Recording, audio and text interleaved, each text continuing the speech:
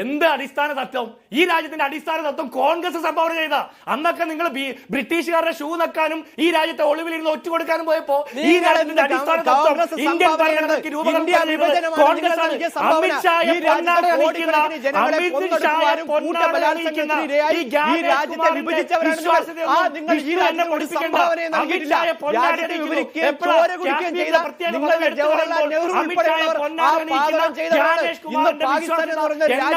ലോകത്തിന് സംഭാവന ചെയ്ത കോൺഗ്രസ് ആണ്, അല്ലാതെ ഞങ്ങളല്ല.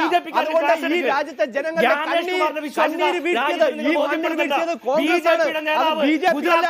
ഞങ്ങളെല്ലാ കാലത്തും ഈ രാജ്യത്തിനൊപ്പമാണ് നിലനിന്നിട്ടുള്ളത്.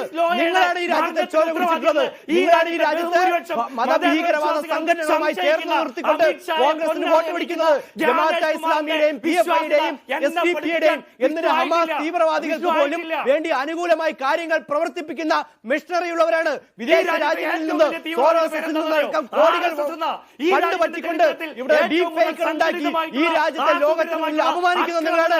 ചൈനയ്ക്ക് വേണ്ടി വാദിക്കുന്ന സാം പിട്രോ അടക്കമുള്ളവർ നിങ്ങളുടെ കൂട്ടത്താണ്. ചൈനയ്ക്ക് വേണ്ടി വാദിക്കുന്ന രാഹുൽ ഗാന്ധി ഉള്ളത് നിങ്ങൾക്കാണ്, അല്ലാതെ ഞങ്ങൾക്കല്ല. ഒരു BJPക്കാരനും ചൈനയ്ക്ക് വേണ്ടിയും പാകിസ്ഥാന് വേണ്ടിയും വാദിക്കില്ല.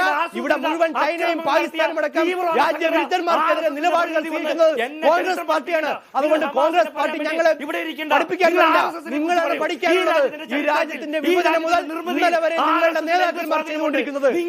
ഈ നിമിഷം വരെ രാഹുൽ ഗാന്ധി ഉൾപ്പെടെയുള്ളവർ ഈ രാജ്യത്തിന്റെ നിയമ നിർമ്മാണ സഭയെ പോലും അപമാനിക്കുന്ന രീതിയിലാണ് പ്രവർത്തിച്ചിട്ടുള്ളത്. ഈ രാജ്യം ഇതുപോലെ പടുത്തുയർത്താൻ വേണ്ടിയിട്ട് BJP എന്ത് നടത്തി? നിങ്ങൾ എന്ത് നിർമ്മിതിയാണ് നടത്തിയത്?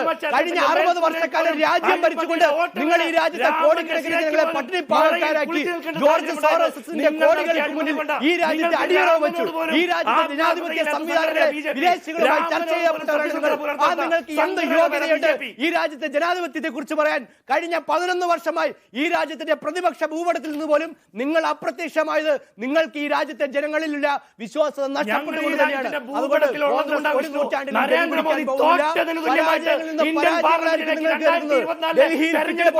വലിയ മുഖവർത്തിക്കൊണ്ട് തിന്നാൻ മാത്രമേ നിങ്ങൾക്ക് വരും ദിവസങ്ങളിൽ കഴിയുകയുള്ളൂ, അല്ലാതെ ഒന്നും നിങ്ങൾക്ക് ചെയ്യാൻ കഴിയില്ല. പാർലമെന്റിലേക്ക് നടന്നു വന്നത് ഞങ്ങൾ ഈ രാജ്യത്ത് ജയിച്ചത് കൊണ്ടാണ്. ഞങ്ങൾ ഈ ഭരണഘടന കെട്ടിപ്പിടിച്ചുകൊണ്ട് പാകിസ്ഥാന് വേണ്ടി വാദിക്കുന്നവരാണ് നിങ്ങൾ. ജമാഅത്തെ ഇസ്ലാമിക്ക് വേണ്ടി, SDPIക്ക് വേണ്ടി, ഹമാസിന് വേണ്ടി, പാലസ്തീന് വേണ്ടി വാദിക്കുന്നവരാണ് നിങ്ങൾ. ആ നിങ്ങളുടെ വാദമൊന്നും ഈ രാജ്യത്ത് കേൾക്കണ്ട. ഈ രാജ്യത്ത് ചോര വീണാൽ മറുപടി പറയാതെ അന്യ രാജ്യങ്ങളിൽ പോയുള്ളവർക്ക് വേണ്ടി സംസാരിക്കുന്നവരാണ് നിങ്ങൾ. ആ നിങ്ങളുടെ വാദങ്ങളൊന്നും ഈ രാജ്യത്തെ ജനങ്ങൾക്ക് ഏശാൻ പോകുന്നില്ല. അത് ജനം കുറ്റത്തോടെ തള്ളിക്കളയും. അതുകൊണ്ട് തന്നെയാണ് ഇന്ത്യയുടെ ജനാധിപത്യ പ്രക്രിയ നിങ്ങൾക്ക് നിൽക്കാൻ കഴിയാതെ പോകുന്നത്. എന്ന് പറഞ്ഞാലും ഉടനെ ഭരണഘടന എന്ന് പറഞ്ഞ് രാജ്യവിരുദ്ധ പ്രവർത്തനത്തിനും പ്രത്യയശാസ്ത്രങ്ങൾക്ക് മുന്നിൽ അടിയറവ് പറയുന്നവരാണ് നരേന്ദ്രമോദി ശ്രീരാമനെ കൈവിട്ടുകൊണ്ട് ജഗന്നാഥനെ പിടിച്ചുകൊണ്ട് പാർലമെന്റിലേക്ക് പോകേണ്ടി വന്നത്. ശരി ശരി ശ്രീ ആസഫ് അലി, വിഷ്ണുവും ജിൻഡോയും അങ്ങോട്ട് സംസാരിച്ചല്ലോ. ഞാൻ നടപടിയാണ്. വിഷ്ണു വരാം. അഡ്വക്കേറ്റ് ആസഫ് അലി, ഇവിടെ വിഷ്ണു ഉദ്ധരിച്ച കുറെ കാര്യങ്ങളുണ്ട്. കോൺഗ്രസുമായി ബന്ധപ്പെട്ട് ഈ തെരഞ്ഞെടുപ്പ് കമ്മീഷനിൽ ആ ചുമതലകൾ വഹിച്ചിരുന്നവർക്ക് പിന്നീട് കിട്ടിയ പ്രതിഫലങ്ങൾ എന്തൊക്കെയായിരുന്നു എന്ന് അതിനുള്ള അങ്ങയുടെ മറുപടി.